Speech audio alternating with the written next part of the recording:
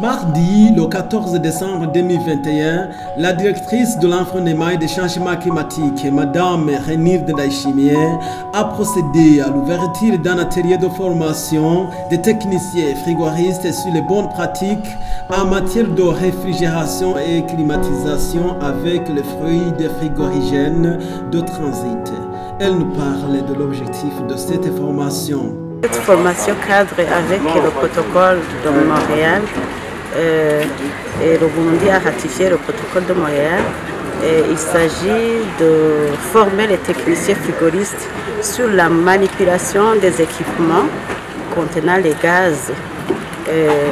Ces gaz sont les uns des substances appauvrissant la couche d'ozone qui ont été déjà éliminées, mais même les autres gaz, on a besoin d'une bonne manipulation pour éviter qu'ils s'évadent dans l'atmosphère. Donc il s'agit d'une formation technique qui constitue le renforcement des capacités pour la manipulation des équipements de la chaîne de froid tels que les frigos ou les climatiseurs. Un des participants nous parle de la valeur ajoutée de cette formation par rapport à ses activités quotidiennes. Il est vrai que c'est la énième formation que nous avons eue, mais aujourd'hui c'est un peu spécial parce que on change les gaz. Nous avons appris de nouveaux gaz qui vont remplacer les anciens. Avant on avait préconisé prendre de nouveaux gaz, mais maintenant on a changé, on retourne à la période très ancienne, aux anciens gaz, parce qu'on croit que les anciens gaz ont moins d'effet sur l'atmosphère. Nous avons accueilli cette nouvelle méthode avec succès, avec intérêt, parce que ce sont des gaz qui étaient en service avant et qui reviennent encore avec des modifications qu'on va y apporter. Donc c'est un peu intéressant pour nous. C'est plus intéressant pour nous parce que nous revenons à la période très ancienne que nous avions abandonnée. Le formateur donne des précisions sur l'utilisation des anciens gaz et se dit satisfait de la formation. Maintenant, on retourne sur le réfrigérant naturel.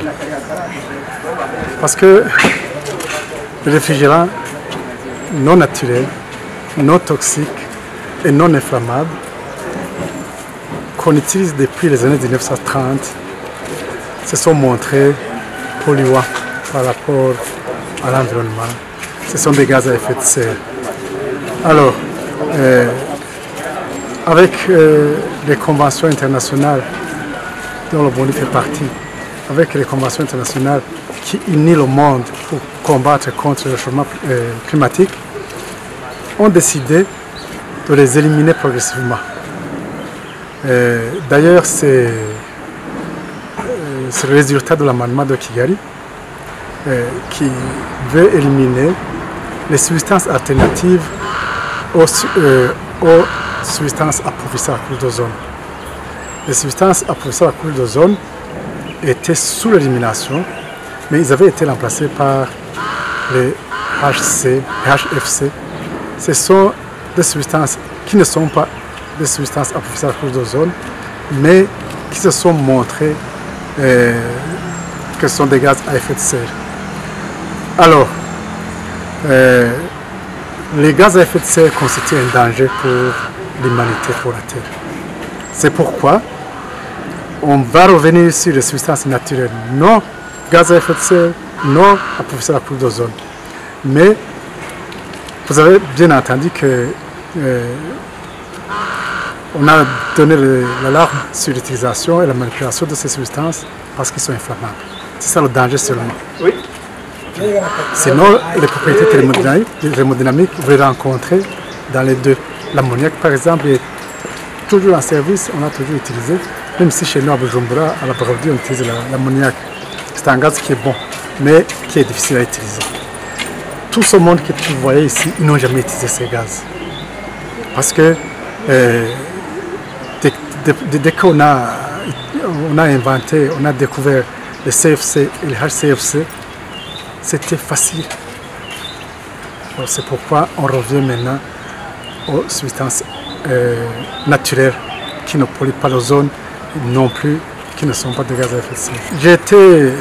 Je suis satisfait, j'ai vu que l'auditoire était intéressé, surtout que ce sont des gaz qui n'ont pas encore utilisés.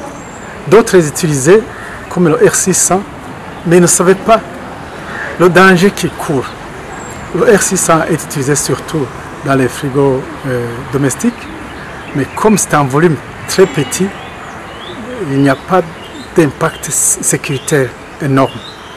Mais avec les nouvelles substances comme le R32 qu'on va utiliser, avec le R290 propane qu'on va utiliser pour les climatisations, pour les chambres froides, ils vont utiliser un volume important.